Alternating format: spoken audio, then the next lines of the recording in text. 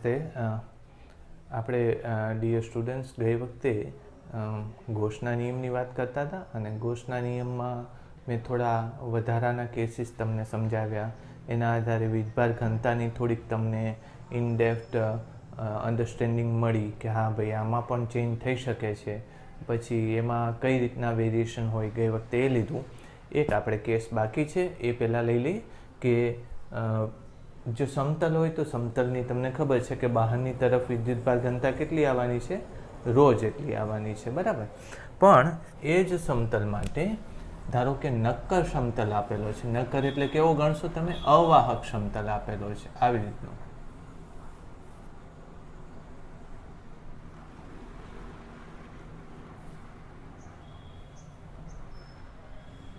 આવો સમતલ તમને આપેલો છે. આમ તો એ સમતલ કેવો છે? અનંત પરિમાણવાળો સમતલ છે. એટલે તમને અહીંથી એ ખબર છે કે અહીંયા કેટલી ઘનતા પેલી થાય છે, વિદ્યુત ક્ષેત્રની તીવ્રતા સિગ્માના છેદમાં એપ્સિલોન 0 થાય છે. હવે સમજો કે પેલા કેવો સમતલ છે? પોલો સમતલ છે. પોલો સમતલ. જો પોલો સમતલ હોય તો પછી તમારે એની ઉપર કઈ ઘનતા આપેલી હશે? પૃષ્ઠ ઘનતા આપેલી હશે તમને, બરાબર. પોલા સમતલ માટે પૃષ્ઠ ઘનતા આપેલી હશે અને આમાં પણ કઈ ઘનતા છે? પૃષ્ઠ ઘનતા જ છે. એટલે અત્યારે પોલા સમતલમાં બીજો કંઈ ચેન્જ થતો નથી. દરેક સમતલ દીઠ પૃષ્ઠ ઘનતા તમને આપી દીધી છે. તો મેં તમને કીધું હતું કે બહારની પૃષ્ઠ ઘનતા અને પહેલી બાજુની પૃષ્ઠ ઘનતા બંનેને લીધે તમારે વિદ્યુત ક્ષેત્રની તીવ્રતા આમ તો કેટલી આવવાની છે? સિગ્માના છેદમાં એપ્સિલોન 0 જ આવવાની છે. પણ જવાબમાં તમને એવું મળ્યું હતું કે સિગ્મા બાય એપ્સિલોન 0 આવ્યું હતું, બરાબર. એટલે એ ફરીથી એકવાર તમે લઈ લો. તો પોલા સમતલમાં શું થાય છે? અહીંયા પણ વિદ્યુતભાર ઘનતા કેટલી લેવાની છે? વીજભાર ઘનતા સિગ્મા. અહીંયા પણ કેટલી છે? વીજભાર ઘનતા સિગ્મા. તો પછી આને લીધે વિદ્યુત ક્ષેત્રની તીવ્રતા સિગ્માના છેદમાં 2 એપ્સિલોન 0.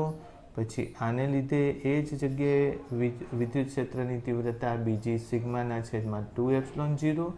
ટોટલ આવશે સિગ્માના છેદમાં એપ્સિલોન 0. જો તમને એમ કીધું હોય, યાદ રાખજો, હું જે કહું છું એ તમે શબ્દમાં લખી નાખજો. જો તમને એમ કીધું હોય કે પોલા સમતલની પૃષ્ઠ વીજભાર ઘનતા સિગ્માના છેદમાં એપ્સિલોન 0 છે, તો આવું લખવાનું તમારે. પણ પોલા સમતલ ઉપર ક્યુ વીજભાર મૂકેલો છે તો પછી કેવું આવશે? સિગ્માની જગ્યાએ શું તમે લખો છો? નોર્મલી ક્યુના છેદમાં એ લખો છો. પણ આ સિગ્માની જગ્યાએ તમે શું લખશો? ક્યુના છેદમાં 2a લખશો. એટલે જવાબ તો પછી એનો એ જ આવે છે, બરાબર. એટલે સ્પષ્ટ. હું તમને જો કહો તો એકવાર અહીંયા લખી લખો જોઈએ. હું અત્યારે તમને, કારણ કે તમે જાતે નહીં લખી શકો તો હું લખાવું છું. લખો તમે. એ પોઈન્ટ શું લખશો તમે? કે જ્યારે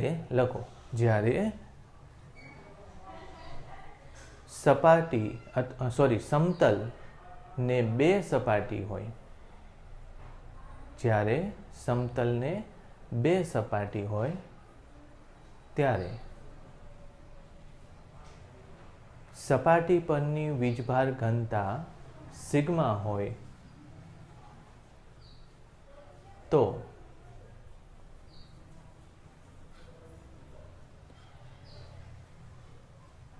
તે પૃષ્ઠ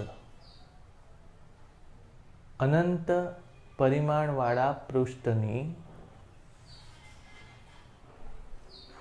વ્યાખ્યામાં બંધ બેસતું હોય તો તેનાથી કોઈ પણ અંતરે વિદ્યુત ક્ષેત્રની તીવ્રતા સિગ્માના છેદમાં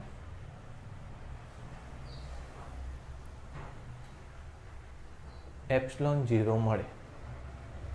એમાં શું લખ્યું આપણે? બે પૃષ્ઠ હોય તો, બે સપાટીઓ હોય તો સિગ્માના છેદમાં એપ્સિલોન 0 મળે. બીજો મુદ્દો, જો તેની પર સ્થાપિત થયેલો કુલ વિદ્યુતભાર Q હોય તો વિદ્યુત ક્ષેત્રની તીવ્રતા ક્યુના છેદમાં 2 એપ્સિલોન 0 એ મળે.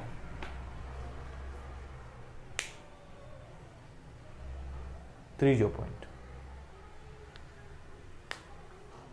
આ વિદ્યુત ક્ષેત્રની તીવ્રતા એક પૃષ્ઠવાળા સમતલ માટે મળતી તીવ્રતા જેટલી જ થાય છે, પરંતુ ઘનતાના સ્વરૂપમાં લખાયેલા સૂત્રો જુદા આવે છે,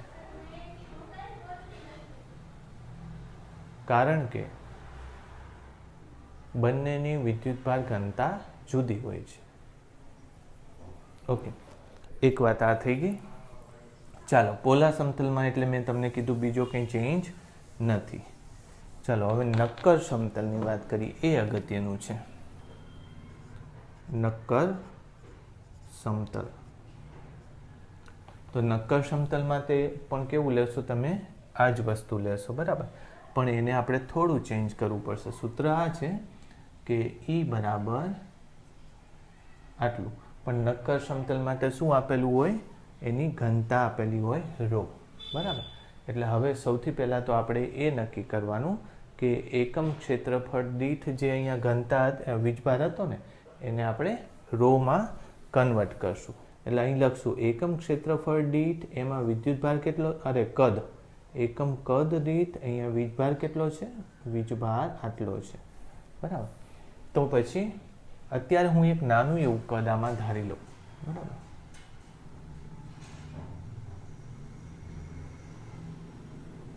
આવું કદ ધારી લઉં અને એમાં આ બાજુ જે છે એને સ્મોલ એ કરું અને આ જાડાઈ જે છે, બરાબર, એ જાડાઈ તો એટલી ને એટલી રાખશું. એટલે આમ તો DL કરો તોય ચાલે, અથવા તો DL લખી નાખો ને, ચાલો કંઈ વાંધો નહીં, DL, રાઈટ. ઓકે, તો એકમ કદ દીઠ આટલી વીજભાર ઘનતા હતી. અત્યારે મારી પાસે કેટલું કદ છે? તો કે ક્ષેત્રફળ A છે અને એને ગુણ્યા DL, જાડાઈ ના કદમાં કેટલો વીજભાર હોય, તો એ વીજભારને હું નામ શું આપીશ? સ્મોલ q આપીશ. શું નામ આપીશ? Small q, ρ/a/dl. આટલું થશે, કરેક્ટ.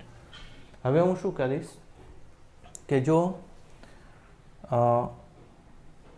DL જાડાઈવાળા અથવા તો એ ક્ષેત્રફળ લખીશ. હા, યાદ રાખજો. હું શું લખીશ? ક્ષેત્રફળ. તો એ ક્ષેત્રફળમાં વીજભાર કેટલો છે? વીજભાર Q છે. તો એકમ ક્ષેત્રફળમાં જે વીજભાર હોય એને આપણે શું નામ આપીએ છીએ? સિગ્મા. તો સિગ્મા બરાબર Q ના છેદમાં A. Q એટલે શું? સિગ્મા A DL ના છેદમાં A. તો એ નીકળી ગયું. સિગ્મા નહીં, સોરી, ρ. હું સિગ્મા બોલું છું પણ હશે શું? ρ હશે. તો કેટલું આવશે? સિગ્મા બરાબર ρ ગુણ્યા DL. બસ કિંમત મૂકી દો. આમાં શું આવશે જવાબમાં? E બરાબર 1/2 એપ્સિલોન 0 પછી ρ ગુણ્યા DL. DL એટલે એની જાડાઈ છે. શેની? તકતીની જાડાઈ. ρ ગુણ્યા DL અથવા તો તકતીની જાડાઈ. તકતીની જાડાઈને તમે જો ધારી લો કે આને L લખી લો ને, L લખી લો. તકતીની જાડાઈને કેટલી લખશો? અહીં હું લખી દઉં તમને, તકતીની જાડાઈ. લ્યો, આવું સૂત્ર આવશે એનું. એટલે જો ઘનતાના સ્વરૂપમાં, કદ ઘનતાના સ્વરૂપમાં તકતીથી વિદ્યુત ક્ષેત્ર લેવું હોય તો આવું કંઈક સૂત્ર તમારે લેવું પડે. સહેજ ચેન્જ થઈ જશે. ગઈ વખતે મેં તમને શીખવાડ્યું એ જ રીતે મેં આમાં કર્યું છે, કંઈ ફેર નથી. બે વખતે તકતીની જાડાઈ કેવી છે? સરખી જ છે, પણ એનું ક્ષેત્રફળ અલગ લેવું પડે. જો નક્કર સમતલ હોય તો કુલમ પ્રતિ મીટર ક્યુબ જેવી ઘનતા આપેલી હશે અને નક્કર સમતલમાં સમતલથી બહાર, અહીંયા લખીશું શેમાં? સમતલથી બહાર. આ અગત્યનું છે. નક્કર સમતલમાં સમતલથી બહાર વિદ્યુત ક્ષેત્રની તીવ્રતા કદ ઘનતાના સ્વરૂપમાં કેટલી આવે? તો કદ ઘનતાના સ્વરૂપમાં આટલી આવશે, રોના છેદમાં 2ε0 ગુણ્યા L જેટલી આવશે. બરાબર. ઓકે, ચાલો હવે બીજી અગત્યની વાત એમાં કઈ એડ થશે? તો કે નક્કર સમતલ છે પણ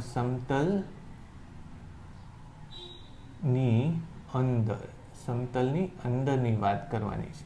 તો હવે મારે આવું કંઈક વિચારવું પડે.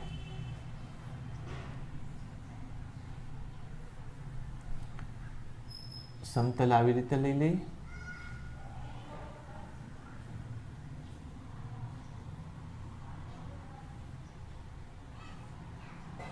રાઈટ, આવું લેવું આ રીતે. સમતલની અંદર એટલે આવી કોઈ પૃષ્ઠ લઈ લઉં અને એનાથી હું અમુક અંતરે વિદ્યુત ક્ષેત્રની તીવ્રતા લેવા માંગુ છું. કરેક્ટ? આમ લેવાનું.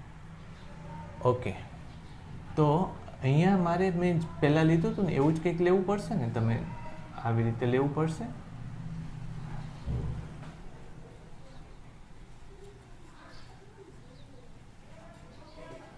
કરેક્ટ? આવું લેવું પડશે ઘનતાના સ્વરૂપમાં. એટલે નક્કર હોય તો આવી કંઈક એની આકૃતિ થાય છે અને અંદર લઈએ તો અંદર હું કેટલા અંતરે લઈશ? તો કે x અંતરે હું એની વિદ્યુત ક્ષેત્રની તીવ્રતા લેવા માંગુ છું. તો એમાં આ સૂત્ર નહીં લઈએ, આપણે ગોસના નિયમથી આગળ ચાલવું પડશે. તમને ખબર છે કે E ડોટ dA બરાબર Qના છેદમાં ε0. પછી આમાં હું સદિશ નથી લખતો કારણ કે ગોસિયન સપાટી એવી રીતે જ લીધી છે. આ કઈ સપાટી છે? ગોસિયન સપાટી છે. આ સપાટી ગોસિયન સપાટી છે.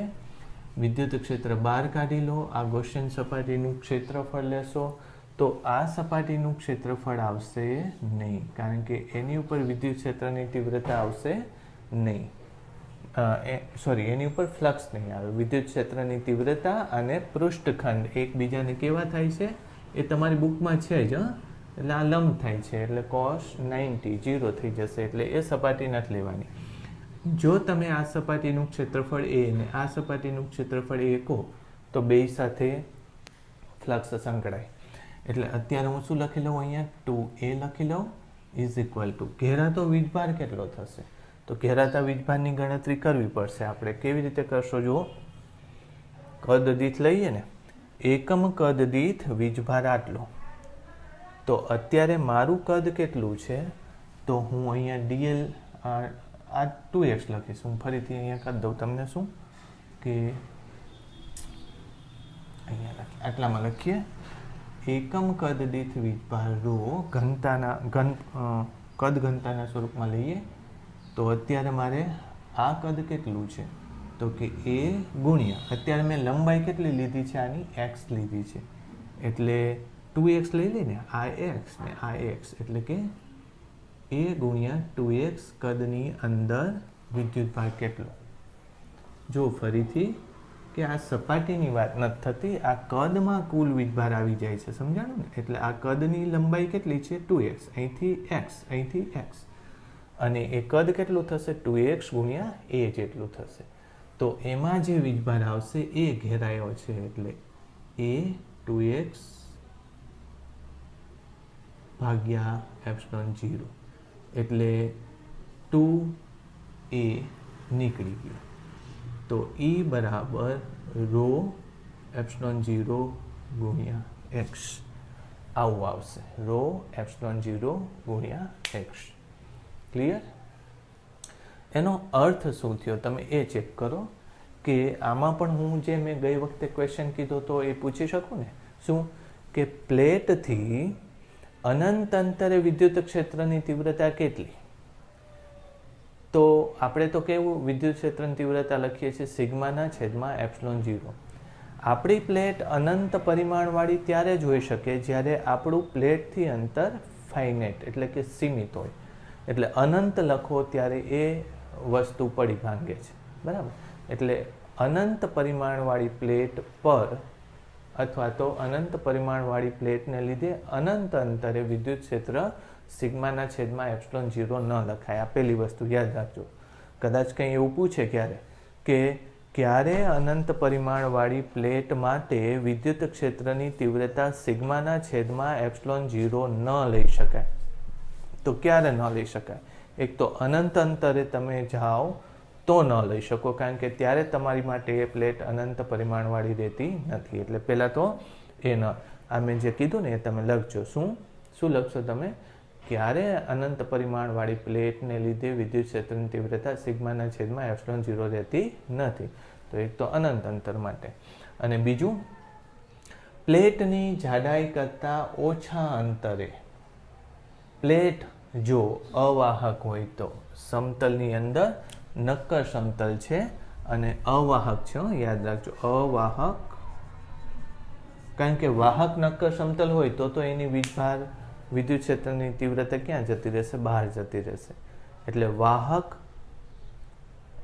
વાહક સમતલ પોલો હોય તો અંદર 0 થશે. વાહક સમતલ નક્કર હોય તોય અંદર વિદ્યુત ક્ષેત્રની તીવ્રતા કેવી થશે? 0 થશે. એ મેં ન લીધું આમાં. કેમ? મેં ખાલી બહારની વાત કરી, બરાબર. પોલા સમતલને નક્કર સમતલની વાત કરાય. પોલા સમતલમાં અંદરની તરફ વિદ્યુત ક્ષેત્રની તીવ્રતા 0 થાય, બરાબર. એ એક આપણે રહી ગયું. પછી નક્કર સમતલમાં બહાર, તો એ મેં વાત કરી, નક્કર સમતલમાં બહાર આટલી છે, બરાબર. અને પછી બીજી શું વાત કરી કે નક્કર સમતલમાં અંદર, તો એમાં વિદ્યુત ક્ષેત્રની તીવ્રતા આટલી છે. તમને એમ પૂછે કે ક્યારે અનંત પરિમાણવાળા સમતલ માટે વિદ્યુત ક્ષેત્રની તીવ્રતા 0 થાય? તો જો એક્સની કિંમત શું મૂકો તો 0 થાય? એક્સની કિંમત 0 મૂકો તો 0 થઈ જશે. અનંત અંતરે વિદ્યુત ક્ષેત્રની તીવ્રતા 0 થાય? ના. શું કામ? કારણ કે પરિમાણે સમતલનું કેટલું છે? અનંત. એટલે એની તીવ્રતા 0 કહી શકાય નહીં. એકચ્યુઅલી એ ડિફાઇન થઈ શકે એવું નથી, કેલ્ક્યુલેબલ નથી, આપણે ગણતરી નથી કરી શકતા, એટલે અવ્યાખ્યાયિત છે. આપણને ખબર ન પડે શું થાય. એ શેના જેવી વાત છે? એક લેન્સ હોય, એના કેન્દ્ર ઉપર તમે કોઈ વસ્તુ મૂકો અને એનું પ્રતિબિંબ મેળવો તો એનું પ્રતિબિંબ દેખાય જ નહીં તમને, એવડું મોટું હોય. એટલે અનંત એને કહેવાય છે. ઠીક છે, આ તમે સમજો. ઓકે, તો મેં તમને એક આ વાત કરી. આ પ્રશ્ન પહેલાંની સાથે ઉમેરી દેજો કે વિદ્યુત ક્ષેત્રની તીવ્રતા મારે જો 0 કરવી હોય અનંત પરિમાણવાળા સમતલ માટે તો કેન્દ્ર ઉપર, એટલે કે એના સમતલના અક્ષ ઉપર થાય, બરાબર.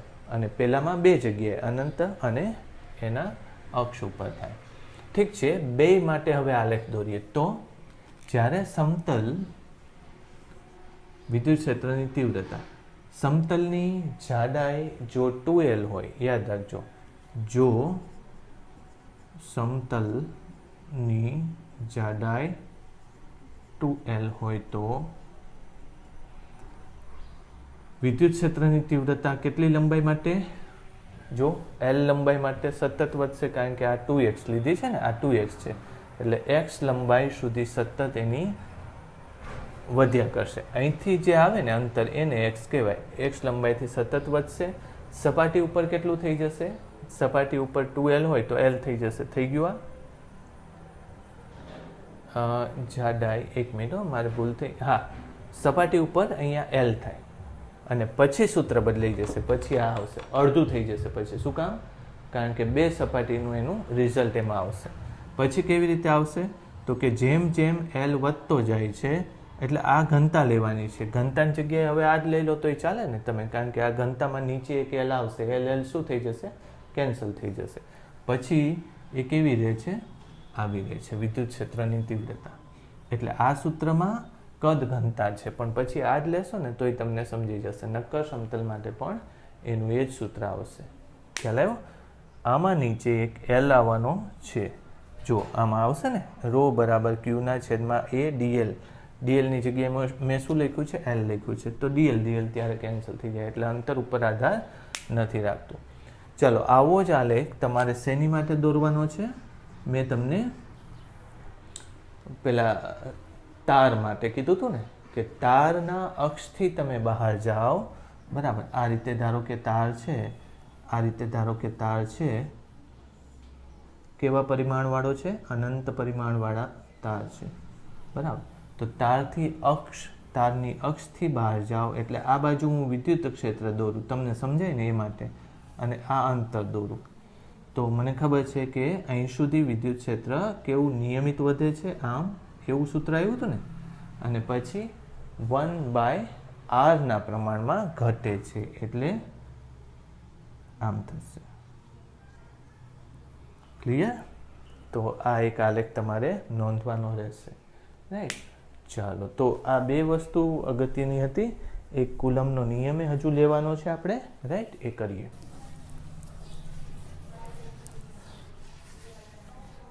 ઓલરાઈટ, હવે આપણે જે આમ તો ઘનફળ માટે પણ એવી ડિસ્કશન કરી શકાય. આપણે ગોળો જે લીધો હોય તો ગોળાની અંદરની તરફ અને બહારની તરફ વિદ્યુત ક્ષેત્રની તીવ્રતા નક્કી કરી શકાય. પણ તમે જો નોટ કર્યું હોય તો મેં રેખીય વીજભાર ઘનતામાંથી પૃષ્ઠ વીજભાર ઘનતાના સૂત્રો આપણે લીધા અને એમાં કન્વર્ટ કર્યા. પછી એ જ રીતે મેં પૃષ્ઠ વીજભાર ઘનતામાંથી કદ વીજભાર ઘનતા, આપણે હમણાં છેલ્લો કેસ લીધો એમાં કદ વીજભાર ઘનતાની વાત હતી. પછી કદ વીજભાર ઘનતા હોય ઓલા ગોળા માટે એવું જ આવે છે ને, ગોળા માટે કદ વીજભાર ઘનતા હોય છે, તો ત્યાં આપણે પછી બીજું કંઈ કન્વર્ઝન કરવાની જરૂર પડતી નથી, એટલે એ કેસ લેવાની જરૂર નથી. પછી તમારે વિદ્યુત ક્ષેત્રની અંદર વાહક પદાર્થની વર્તણૂક કેવી હોય એ આપણે ટેક્સ્ટ બુકમાં એનો ટોપિક છે બીજા ચેપ્ટરમાં, એ અત્યારે થોડો વિચાર કરવો પડશે અને એના આધારે આપણે વિદ્યુત ક્ષેત્રની અમુક પ્રોપર્ટી નક્કી કરી શકાય. બહુ ઝડપથી હું કહી દઉં કારણ કે તમને ખબર જ છે કે આમાં શું હોય છે. બે ઓપ્શન લઈ શકાય કે વાહકને એ વીજ ક્ષેત્રમાં મૂકતા, બરાબર, ઈમાં મૂકતા શું થાય છે, બરાબર. તો તમને એ ખબર છે કે વાહક પદાર્થના ગુણધર્મો શું છે, તો કે વાહક પદાર્થની અંદર મુક્ત ઇલેક્ટ્રોન હોય છે, આ ખબર છે તમને, બરાબર. તો વાહકમાં મુક્ત ઇલેક્ટ્રોન હોય છે, બરાબર. એની ઉપર સરેરાશ બળ કેવું હોય છે, સરેરાશ બળ F નેટ 0 હોય. કઈ પરિસ્થિતિમાં? સામાન્ય સ્થિતિમાં સરેરાશ બળ 0 હોય છે. જેમ કે હું આ કોઈ વાહક પદાર્થ દોરી દઉં તો એની અંદર ઇલેક્ટ્રોન હોય છે, પણ ઇલેક્ટ્રોન ગમે તે દિશામાં ગતિ કરી શકે છે કારણ કે એની ઉપર બળ નથી લાગતું, એટલે એની નેટ ગતિ એવી હોય છે કે પોતાના સ્થાનની આજુબાજુ એ ક્યાંક હોય છે. એટલે એકવાર આ સ્થાનથી આ બાજુ 5 મીટર હોય એટલે 5 માઇક્રોમીટર કે 5 નેનોમીટર હોય તો એ જ રીતે આ બાજુ બધે એટલા સ્થાન ઉપરથી એ ખસતું હોય છે, એટલે એનું મીન પોઝિશન ત્યાં ને ત્યાં હોય છે. F નેટ 0 હોય છે. પણ જ્યારે આને વિદ્યુત ક્ષેત્રમાં આવે ત્યારે એની ઉપર F નેટ બળ લાગે છે, બરાબર. જેમ કે અહીંયા હું વિદ્યુત ક્ષેત્ર મૂકી દઉં તો ઇલેક્ટ્રોન જે છે એ ઇલેક્ટ્રોન આ દિશામાં આકર્ષાય છે, બરાબર. હવે ઇલેક્ટ્રોન આકર્ષાવાને લીધે શું થાય છે, આ રીતે ઇલેક્ટ્રોન આ બાજુ આવી જાય છે. પછી ધારી લો કે ઇલેક્ટ્રોનનું ડિસ્પ્લેસમેન્ટ થયું એટલે ધન વિદ્યુત ભાર એટલે ધન આયન જો કે છૂટો પડે, બરાબર. આ કેવા પદાર્થો હોય છે? મોટાભાગે આલ્કલી ધાતુ તત્વો હોય છે, બરાબર. હું તમને એક લિંક પણ આની સાથે શેર કરીશ, જો તમારે આને ડિટેલમાં સમજવું હોય તો પછી એક તમે સાથે સાથે એ વિડીયો પણ જોજો જે હું નોર્મલી આપણે જે ટેક્સ્ટ બુકનું ભણવાનું હોય છે બોર્ડનું એની માટે મેં બનાવેલો છે, બરાબર. તો એ વિડીયોમાં તમે એ નોટ કરી આ ડિટેલમાં મેં સમજાવ્યું છે. તો અહીંયા ધન વિદ્યુત ભાર આવતો હોય છે આ રીતે, બરાબર. આમ ધન વિદ્યુત ભાર અહીંયા જમા થઈ જતો હોય છે અને ધન વિદ્યુત ભાર એકચ્યુઅલી આ ઇલેક્ટ્રોન ધારો કે અહીંથી આવ્યો હોય તો ધન વિદ્યુત ભાર અહીંયા હોય છે, પણ આ ધન વિદ્યુત ભારને આની નજીક જવું હોય છે અને આનાથી દૂર જવું હોય છે, એટલે અહીંયા ફરતા મુક્ત ઇલેક્ટ્રોનને પોતાની તરફ ખેંચે અને પોતે આ બાજુ ખસી જાય, વળી પાછો ફરતા મુક્ત ઇલેક્ટ્રોન આમ ખેંચે. ટૂંકમાં આ મુક્ત ઇલેક્ટ્રોન અહીં બાજુના મુક્ત ઇલેક્ટ્રોન અહીંયા આવતા રહે, એટલે ધન વિદ્યુત ભાર છેડે જમા થાય. એટલે વિદ્યુત ક્ષેત્રમાં તમે મૂકો તો આવી રીતે ધન અને ઋણ વીજભાર ડિસ્પ્લેસ થાય, બરાબર. હવે ક્યાં સુધી ડિસ્પ્લેસ થયા કરશે તો કે આ બહારનું વિદ્યુત ક્ષેત્ર આ દિશામાં છે અને એક અંદર વિદ્યુત ક્ષેત્ર બરાબર એની ઓપોઝિટ દિશામાં પ્રોડ્યુસ થયું, એટલે અંદરનું વિદ્યુત ક્ષેત્ર ચોખ્ખું વિદ્યુત ક્ષેત્ર E નેટ એ બહારનું એટલે આઉટર અને ઇનર વિદ્યુત ક્ષેત્રનો તફાવત હશે. અને જ્યાં સુધી અંદર વિદ્યુત ક્ષેત્ર હોય ત્યાં સુધી વિદ્યુત ભારોનું સ્થાનાંતર ચાલુ જ રહે. અને એક ટાઈમ એવો આવશે સ્થાનાંતર ચાલુ રહે તો આ વિદ્યુત ભારો વધે છે એટલે અંદરનું વિદ્યુત ક્ષેત્ર વધતું જશે. આ બહારનું છે, બહારનું અચળ છે, અંદરનું વધતું જશે. એક ટાઈમ એવો આવશે કે આ વધવાને લીધે આના જેટલું થઈ જાય, આ અચળ છે, આ વધતું જાય છે, એટલે એક ટાઈમ બે સરખા થઈ જાય ત્યારે વિદ્યુત ક્ષેત્ર અંદરનું 0 થઈ જાય. 0 થઈ જાય એટલે આ વિદ્યુત ભારો પછી સ્થાનાંતર થવાનું બંધ થઈ જાય. Displacement of charges stops at that time. એટલે ત્યારે વિદ્યુત ક્ષેત્ર નથી અને ત્યારે તમે એમ કહી શકો કે સ્થાનાંતર અટકી જાય. એટલે આવી કન્ડિશન આવી ત્યારે ઈ નેટ અંદરનું વિદ્યુત ક્ષેત્ર કેટલું થાય? 0 થાય. બરાબર. જો અંદરનું વિદ્યુત ક્ષેત્ર 0 હોય તો તમે ગમે ત્યાં ગાઉસિયન પૃષ્ઠ દોરીને એવું સાબિત કરી શકો કે અંદરનો ચોખ્ખો વિદ્યુત ભાર પણ કેવો હશે? 0 હશે. એનો મતલબ શું? એવું સમજાવવા માગે છે કે અહીંયા જો વિદ્યુત ક્ષેત્ર 0 થઈ ગયું તો હું અહીંયા એક આવું ગાઉસિયન પૃષ્ઠ દોરું તો ગાઉસિયન પૃષ્ઠ ઉપર વિદ્યુત ક્ષેત્ર કેવું આવવાનું છે? 0 આવવાનું છે. વિદ્યુત ક્ષેત્ર 0 આવે તો આ સૂત્ર ઉપરથી E.dA બરાબર Q/ε0. આ E0 છે એટલે આખું 0 થઈ જશે. એનો મતલબ એમ કે Q પણ શું થશે? 0. એટલે આની અંદર કોઈ ચોખ્ખો વિદ્યુતભાર હવે હોય નહીં. એટલે E નેટ 0 એટલે Q નેટ પણ 0. ઘેરાતો વિદ્યુતભાર 0. જો કે આમાં ઇલેક્ટ્રોન અને ધન આયનો હશે પણ જેટલા ઇલેક્ટ્રોન હશે એટલા જ ધન આયનો હોય. એટલે આમાં થશે શું કે વિદ્યુતભારો નહીં હોય. હવે ગાઉસિયન પૃષ્ઠ તમે અહીંની જગ્યાએ છેક છેડા ઉપર દોરો, આમ દોરો. ધારો કે ગાઉસિયન પૃષ્ઠ આને સપાટીને નજીક જ દોરો એક્ઝેક્ટ આવી રીતે, તો ત્યાં પણ વિદ્યુત ક્ષેત્ર 0 છે એટલે એની અંદર પણ વિદ્યુતભાર હોવા જોઈએ નહીં. જો કે અત્યારે ઋણ અને ધન છે એટલે આપણને એમ થાય કે ટોટલ તો હજી 0 જ છે. વાત સાચી, પણ અમુક ટાઈમ એવાય આવશે કે જ્યારે એક વીજભાર હશે તો એક વીજભારનું ટોટલ શું કરવું પડશે? 0. એટલે એમ કહી શકાય કે આ વિદ્યુતભારો અંદર નહીં પણ કઈ બાજુ હશે? સપાટીની બહારની તરફ. પાણી હોય તો પાણીમાં બરફ આવી રીતે તરે અને લાકડું આવી રીતે તરે.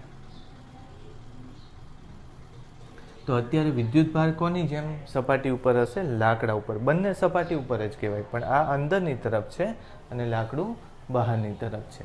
એટલે વિદ્યુતભારો વાહકની સપાટી ઉપરની તરફ લાકડાની જેમ જતા રહે છે. બરાબર.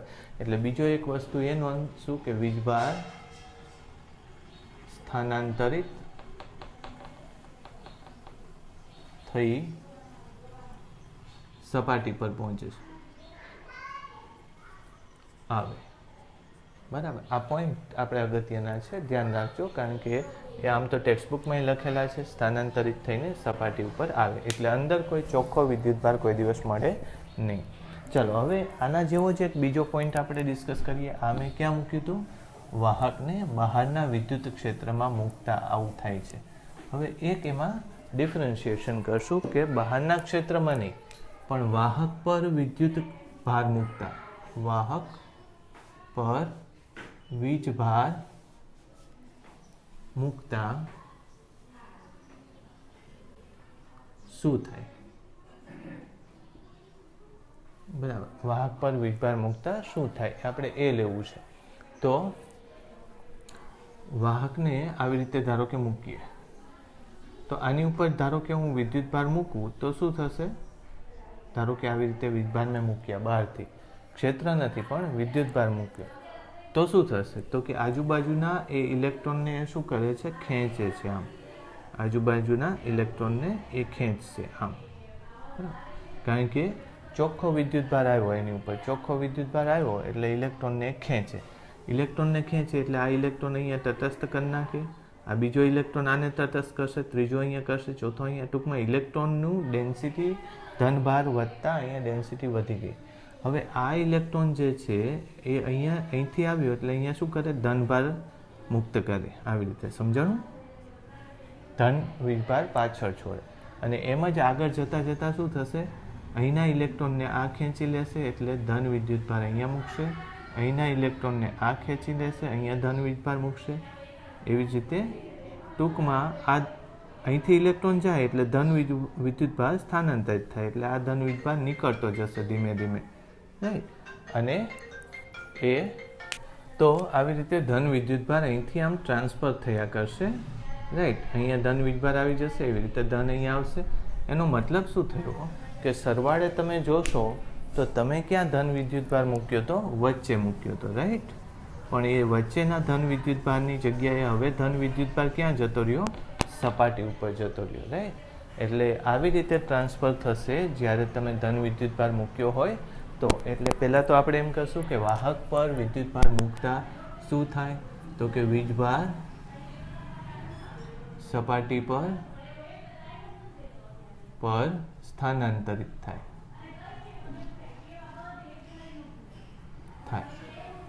પછી ત્યાં પણ અંદર જેથી કરીને આપણે એમ લખીએ, જેથી નેટ વિદ્યુત ક્ષેત્ર કેટલું થાય? 0. જેથી ઘેરાતો કુલ વીજભાર કેટલો થાય? 0. એટલે આના જેમ જ આવશે, સમજાયું? એટલે વીજભાર 0 થઈ જાય એ જ રીતે ત્યાં શું થતું હશે? વિદ્યુતભારનું સ્થાનાંતર થતું હશે. એક લાસ્ટ વસ્તુ આપણે લેવાની રહેશે કે વિદ્યુતભાર અહીંયા સપાટી ઉપર સ્થાનાંતરિત થઈ ગયો તો પછી વિદ્યુત ક્ષેત્ર રેખા સપાટીને લંબ આમ નીકળે બહાર, સમજાયું? વિદ્યુત ક્ષેત્ર રેખા સપાટીને લંબ, કારણ કે વીજભાર આવી રીતે ગોઠવાયેલો છે એટલે વિદ્યુત ક્ષેત્ર રેખા સપાટીને લંબ રૂપે આમ નીકળતી, જ્યાં જ્યાં વિદ્યુતભાર હોય ત્યાં ત્યાં સપાટીને લંબ નીકળતું હશે આ રીતે, બરાબર. પછી આપણે આ બંનેમાં એ વસ્તુ એડ કરવાની. કઈ વસ્તુ કોમન છે? કે વીજભાર પૃષ્ઠ પર ગોઠવાતા ક્ષેત્ર રેખા સપાટીને લંબ બને. ક્ષેત્ર રેખા સપાટીને લંબ બને. એક આ પોઈન્ટ નોંધજો. બીજી એક વાત, ધારો કે અંદર પોલાણ હોય તો? પોલાણ એટલે શું? કેવિટી, બરાબર. જેમ કે રૂમની દિવાલો ધાતુની હોય તો રૂમનો અંદરનો ભાગ શું કહેવાય? પોલાણ કહેવાય. તો પોલાણ હોય તો શું થાય? તો કે ત્યારે પણ આની ઉપર અત્યારે કંઈ વીજભાર આવતો નથી. તમે જે વીજભાર મૂક્યો છે ક્યાં જતો રહેશે? સપાટી ઉપર આમ બહારની તરફ જતો રહેશે, બરાબર. ઓકે. એ વીજભાર એવું બને કે આ સપાટીની અંદરની તરફ ડિસ્પ્લેસ થાય? ના. શું કામ? સપાટીની અંદર અહીંયા આપણે એમ કહીએ છીએ કે વીજભાર મૂકો તો એ વીજભાર સપાટી ઉપર જતો રહે, પણ અહીંયા એ સપાટી ઉપર વીજભાર આવી જાય? નહીં આવે. શું કામ નહીં આવે? એનું કારણ છે કે અહીંયા વિદ્યુતભાર વચ્ચેના સરેરાશ અંતરો નાના છે. એની કરતાં બહારની સપાટી ઉપર વિદ્યુતભાર વચ્ચેના સરેરાશ અંતરો કેવા થાય? મોટા. અને વિદ્યુતભારો બને ત્યાં સુધી મોટા અંતરાલે ગોઠવવાનો પ્રયત્ન કરે, કારણ કે વિદ્યુતભારોને આંતરિક કેવું બળ છે? અપાકર્ષી બળ છે. એટલે અહીંયા વિદ્યુતભારો બને એટલા છૂટા છૂટા ગોઠવવાનો પ્રયત્ન કરશે, જેથી એમની વચ્ચે લાગતું અપાકર્ષણ બળ કેવું બને? બને એટલું ઓછામાં ઓછું થાય. વાત સમજાણી? ઓકે. એટલે અંદર નહીં આવે. હવે એક બીજી વાત કરી દઈએ. ધારો કે જે પોલાણ બન્યું છે, બરાબર, એ પોલાણની અંદર તમે વિદ્યુતભાર લઈને આવ્યા હોય તો? ધારો કે એક ગ્લાસ છે, ગ્લાસની દિવાલો કેવી છે? ધાતુની છે. આ ગ્લાસ છે, ગ્લાસની દિવાલો ધાતુની છે. તો અત્યારે જે હું કહું છું એ જ કન્ડિશન બની. વાહક પદાર્થની દિવાલો બનાવી અને તમે પોતે અંદર તમારી સાથે કેટલોય વિદ્યુતભાર લઈને અંદર આવી ગયા તો શું થાય? બરાબર. તો આની અંદર કોકે ધારો કે વિદ્યુતભાર મૂકેલો હોય એના જેવી વાત થાય. ઠીક છે, આ સપાટી ઉપર વિદ્યુતભાર હોય તો ચાલે અને ન હોય તોય ચાલે. હું ન હોય તો આ કન્ડિશન લેશું, હોય તો આ લેશું. તો શું થશે? જુઓ, પહેલી વાત આમાં સમજીએ કે આ ધન વિદ્યુતભાર છે તો ધન વિદ્યુતભારમાંથી વિદ્યુત ક્ષેત્ર રેખા આમ નીકળશે, બધી અલગ અલગ દિશામાં જવાનો પ્રયત્ન કરશે વિદ્યુત ક્ષેત્ર રેખાઓ, બરાબર. એનો મતલબ એમ કે આ ધાતુને અત્યારે કોકે શેમાં મૂકી દીધું છે? વિદ્યુત ક્ષેત્રમાં જ મૂક્યું છે, એના જેવી વાત થઈ ગઈ. એટલે આપોઆપ ઇલેક્ટ્રોન અહીંયા ખેંચાશે. સમજાયું? આ ઇલેક્ટ્રોન ક્યાંથી આવ્યા હશે કહો જોઈએ? આ ઇલેક્ટ્રોન ધાતુમાંથી જ આવ્યા હશે. હમણાં મેં તમને સમજાયું ને એ રીતે કે ધાતુ પદાર્થના મુક્ત ઇલેક્ટ્રોન આ દિવાલમાં ખેંચાશે. પછી મેં તમને કીધું કે સપાટીની અંદર નહીં રહે. ક્યાં રહેશે? સપાટીની બહારની તરફ રહેશે આ ઇલેક્ટ્રોન, કારણ કે સપાટીની અંદર તો વિદ્યુત ક્ષેત્ર કેવું છે? 0 છે, એટલે ઇલેક્ટ્રોન ન હોવા જોઈએ. રાઈટ. હવે ઇલેક્ટ્રોન એવી રીતે ગોઠવાશે કે જેથી કરીને અંદરની ક્ષેત્ર રેખાઓ છે, હું ફરીથી દોરું આમ, બરાબર. અંદરની ક્ષેત્ર રેખા સપાટીને એક્ઝેક્ટ કેવી થાય, આમ લંબ રૂપે અંદર દાખલ થાય. વાત સમજાણી? આવી રીતે.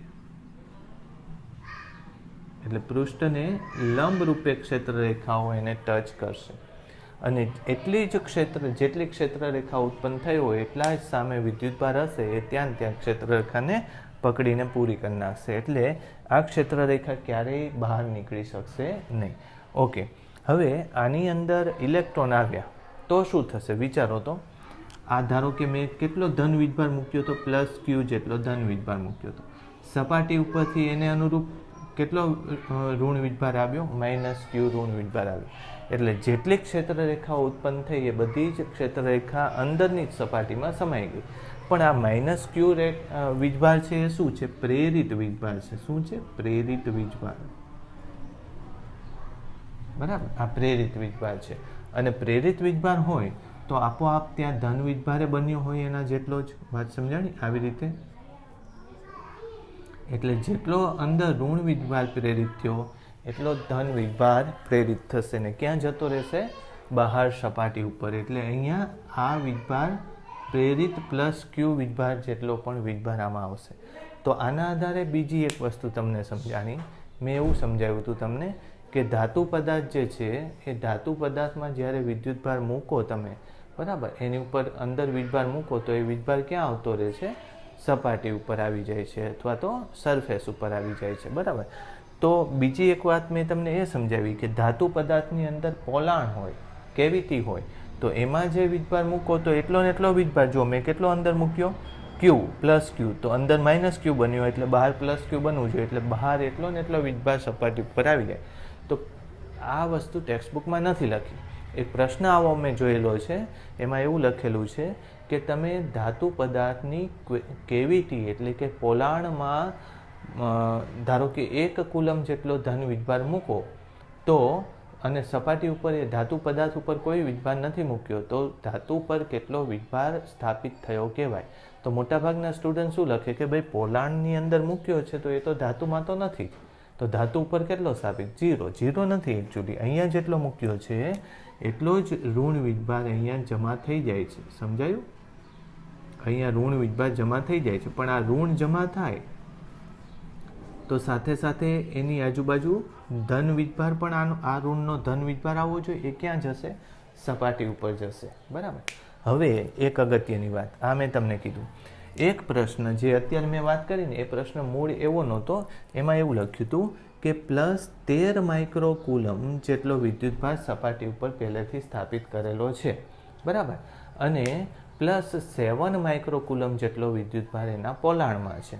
બરાબર. તો પૃષ્ઠ ઉપર કુલ કેટલો વીજભાર રહેલો કહેવાય, અથવા તો ધાતુ પદાર્થ ઉપર કુલ કેટલો વિદ્યુતભાર રહ્યો કહેવાય. પૃષ્ઠ ઉપર નહીં, સોરી, ધાતુ પદાર્થ ઉપર કુલ કેટલો વિદ્યુતભાર સ્થાપિત કર્યો કહેવાય. તો અંદર +7 એટલે અહીંયા -+7, અહીંયા કેટલો આવે? અંદર +7 માઇક્રોકુલમ, અહીંયા -7 માઇક્રોકુલમ, અહીંયા બીજો +7 માઇક્રોકુલમ, અને 20 તો હતા, 13 તો હતા, તો 13 + 7 એટલે કેટલા થશે? 20 માઇક્રોકુલમ જેટલો વિદ્યુતભાર ક્યાં તમે ગોઠવી દીધો કહેવાય? તમે સપાટી ઉપર ગોઠવ્યો કહેવાય. બરાબર. તો આવા ક્વેશ્ચનના આન્સર્સ પણ તમને આવડવા જોઈએ. આજે મેં આની અંદર જે ડિસ્કશન કરી એ ડિસ્કશન મોટા ભાગે ટેક્સ્ટબુકમાં નહોતી એવી ડિસ્કશન કરી. બરાબર. તમારી ટેક્સ્ટબુકમાં તો આવા મુદ્દા લખેલા હોય છે, પણ આ જે વાત કરી એ કદાચ તમે નહીં સાંભળી હોય, નવી છે, તો તમે તમારા શબ્દોમાં વ્યવસ્થિત નોટની અંદર લખી નાખજો. ક્લિયર? ઓકે. બીજી એક વાત કરીએ આપણે સાથે સાથે કે આમાં ચોપડીની અંદર એક શબ્દ લખેલો છે ઇલેક્ટ્રોસ્ટેટિક શિલ્ડિંગ. ઇલેક્ટ્રોસ્ટેટિક શિલ્ડિંગનો મતલબ શું થાય છે કે આ વિદ્યુતભારો વિદ્યુત ક્ષેત્ર જો બહાર હોય તો આમ વિદ્યુત ક્ષેત્ર બનાવે. કોણ? કેન્દ્રવાળા વિદ્યુતભાર છે એ વિદ્યુત ક્ષેત્ર બનાવે. પણ એ વિદ્યુત ક્ષેત્ર રેખાને પૂરી કરવા માટે, તોડી નાખવા માટે આ સપાટી ઉપર વિદ્યુતભાર સ્થાપિત થઈ ગયો. બરાબર. પછી અહીંયા વિદ્યુત ક્ષેત્ર રેખા પાછી બની આવી રીતે.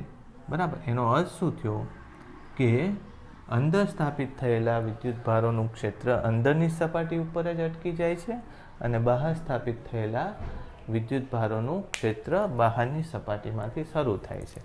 એનો અર્થ તમે એવી રીતે વિચારી શકો. ઘણીવાર આવું તમે સમજો ને તો તમને અમુક કોન્સેપ્ટ ક્લિયર થઈ જાય છે, અમુક પ્રશ્નોના જવાબ મળી જાય છે. આ મેં લખ્યું એ બધા તમે લખી નાખજો. ઓકે, એનો અર્થ શું થયો તો કે વિદ્યુત ક્ષેત્ર રેખા ધારો કે આમ જતી હોય અને વચ્ચે ધાતુ પદાર્થનો ટુકડો મૂકી દો તો એ ક્ષેત્ર રેખા કપાઈ જાય છે. બસ વાત આટલી જ છે. ક્ષેત્ર રેખા શું થઈ જાય છે? કપાઈ જાય છે. એનો અર્થ એવો કે અહીંયા પ્લસ તો અહીંયા એટલો ને એટલો માઇનસ, અહીંયા પ્લસ અને અહીંયા એટલો ને એટલો માઇનસ, આવી રીતે ક્ષેત્ર રેખા આવે. ઓકે, આના ઉપર એક અગત્યનો બીજો એક કોન્સેપ્ટ હાજર હોય છે. જો વિદ્યુત ક્ષેત્ર અહીંથી શરૂ થયું અને અહીંયા પહોંચ્યું, આ બેની વચ્ચે ધારો કે કેટલું અંતર છે? 3 લાખ કિલોમીટરનું અંતર છે. કેટલું અંતર છે? 3 લાખ કિલોમીટરનું અંતર છે. બરાબર. હવે એને સમજીએ આપણે. હું બીજી રીતે સમજાવું. ઇલેક્ટ્રોનને ધારો કે ઓકે બીજી રીતે દોરી.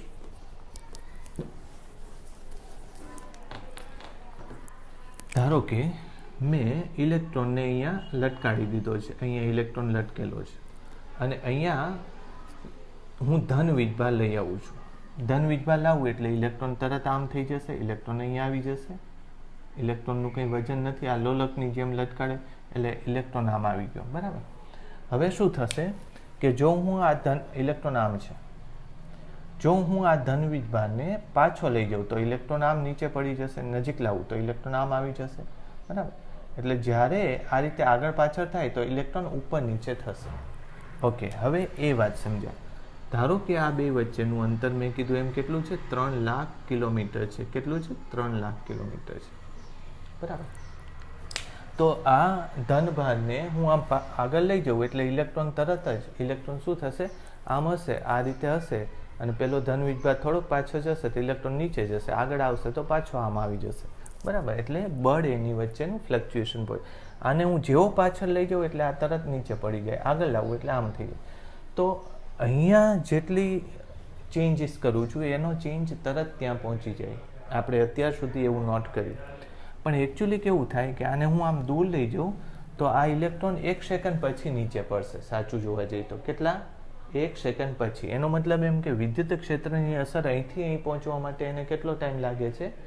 1 સેકન્ડ લાગે છે. એટલે એ વિદ્યુત ક્ષેત્રની ઝડપ કેટલી થઈ? 3 લાખ કિલોમીટર પ્રતિ સેકન્ડ. બરાબર. અને આને જ આપણે કઈ ઝડપ કહીએ છીએ? પ્રકાશની ઝડપ કહીએ છીએ. વિદ્યુત ક્ષેત્રની ઝડપ એ જ કઈ ઝડપ છે? પ્રકાશની ઝડપ છે. ઓકે, હવે હું બીજું તમને સમજાવું કે જો હું અહીંયા એક ધાતુ પદાર્થ આમ મૂકી દઉં, વાત સમજાણી? 3 લાખ કિલોમીટર લંબાઈનો ધાતુ પદાર્થ અથવા સમજો ને કે વાયર મૂકી દઉં. બરાબર. અને હવે હું ઇલેક્ટ્રોનને આમથી આમ કરું તો ત્યાં એ જ ક્ષણે ઇલેક્ટ્રોન નીચે પડી જશે. શું કામ એવું થયું તમે વિચારવું જોઈએ. અત્યારે આ 3 લાખ કિલોમીટર લંબાઈનો વાયર રાખ્યો ને એમાં ઇલેક્ટ્રોનને સહેજ આમ કરીને આમ લઈ આવ્યો તો એ જ ક્ષણે ઇલેક્ટ્રોન ઊંચો નીચો જે એને અસર પહોંચવાની એ પહોંચશે. પહેલી વાત સમજો કે પહેલાં માધ્યમ નહોતું, શૂન્યાવકાશ હતું, એટલે એને ત્યાં અસર પહોંચવા માટે કેટલો ટાઈમ લાગતો હતો? 3 લાખ કિલોમીટર 1 સેકન્ડમાં એ અસર પહોંચી જતી હતી. તો હવે ધાતુ પદાર્થ હોવાને લીધે અત્યારે વાત શું બને છે તો કે અહીંથી વિદ્યુત ક્ષેત્ર રેખા પૂરી થઈ જાય છે અને અહીંથી શરૂ થઈ જાય છે. ટૂંકમાં અહીંયા વિદ્યુત ક્ષેત્ર રેખાને ટ્રાવેલ કરવા માટે એટલે કે ગતિ કરવા માટે કંઈ ટાઈમ લાગતો નથી. t બરાબર 0. અહીંયા ટ્રાવેલ કરવા માટે કંઈ ટાઈમ લાગતો નથી. t બરાબર 0 અથવા તો 0ની ખૂબ નજીક. તો હવે તમે વિચારો કે v બરાબર d/t છે. પહેલાં 1 સેકન્ડ લાગતો તો હવે 1 સેકન્ડ કરતાં ઓછો ટાઈમ લાગે છે એટલે વેગ કેવો થઈ જાય? વધી જાય. વાત સમજાય છે? આ વેગ કેટલો હતો? 3 લાખ 3 × 10⁸ મીટર પર સેકન્ડ પહેલાં હતો.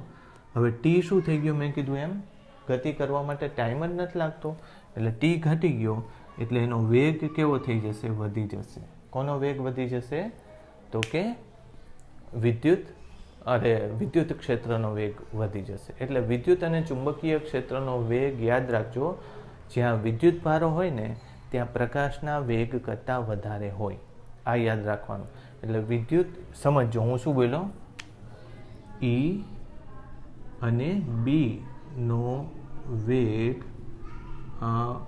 જ્યાં આયનો હોય એવું કીધું ને આપણે. આયનો અથવા તો વિદ્યુત ભારિત માધ્યમમાં.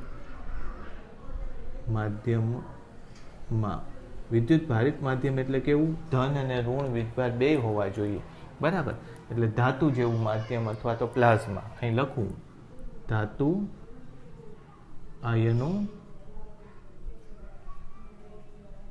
કે પ્લાઝ્મા, એમાં સી કરતાં વધારે છે, બરાબર. સી કરતાં એનો વેગ કેવો આવે, વધારે આવે, બરાબર. સી કરતાં એનો વેગ વધારે આવે તો એનો વક્રીભવનાંક તમે ભણશો આગળ કે વક્રીભવનાંક બરાબર સીના છેદમાં વી છે. માધ્યમનો વક્રીભવન,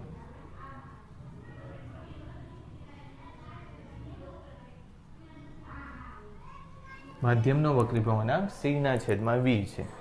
વી એટલે શું, માધ્યમમાં પ્રકાશનો વેગ. સી એટલે શું, શૂન્યાવકાશમાં પ્રકાશનો વેગ. સી કરતાં વધી ગયો એટલે આની કિંમત આના કરતાં વધી ગઈ એટલે આની એનની કિંમત કેવી આવશે, 1 કરતાં નાની આવશે. 0 કરતાં મોટી, 1 કરતાં નાની. કોઈ પણ માધ્યમનો વક્રીભવનાંક 1 કરતાં નાનો હોતો નથી. પણ યાદ રાખજો, કોનો વક્રીભવનાંક 1 કરતાં નાનો લઈ શકાય, પ્લાઝ્મા, આયનો કે પછી વિદ્યુત ભારો, બરાબર. આ મેં ખૂબ અગત્યની વાત કરી, કારણ કે આના આધારે તમે એક વસ્તુ નક્કી કરશો કે હવામાંથી જતું તરંગ જ્યારે આઇનોસ્ફિયરમાં જાય છે તો આઇનોસ્ફિયરવાળું માધ્યમ એની માટે હવાનું વક્રીભવનાંક 1 છે, આઇનોસ્ફિયરનો વક્રીભવનાંક શું થઈ જશે, 1 કરતાં ઓછો. એટલે આ ઘટ્ટ માધ્યમ થશે, આઇનોસ્ફિયરનું પાતળું માધ્યમ થશે, અને અમુક ખૂણા કરતાં વધારે ખૂણો હશે તો એ પરાવર્તન પામશે. એને કહેવાય પૂર્ણ આંતરિક પરાવર્તન. એટલે આ મેં તમને બીજો એક કોન્સેપ્ટ સમજાવ્યો. તમે ધાતુ પદાર્થને વિદ્યુત ક્ષેત્રમાં મૂકતા શું શું થાય છે એ બધી બાબત મેં તમને સમજાવી. આમાં મેં જેટલા લખેલા છે એ પોઈન્ટ તો લખજો જ. આ મારો વિડીયો પાછો તમે ફરીથી જોજો, એમાં જે અગત્યની વસ્તુ હું બોલ્યો હોય એને પોઝ કરીને પાછું લખી નાખજો, બરાબર. કારણ કે આ કેપેસિટર માટે અગત્યનો કોન્સેપ્ટ છે. ક્લિયર? ચાલો આના પછી નેક્સ્ટ વિડીયોમાં મળશું આપણે, રાઈટ.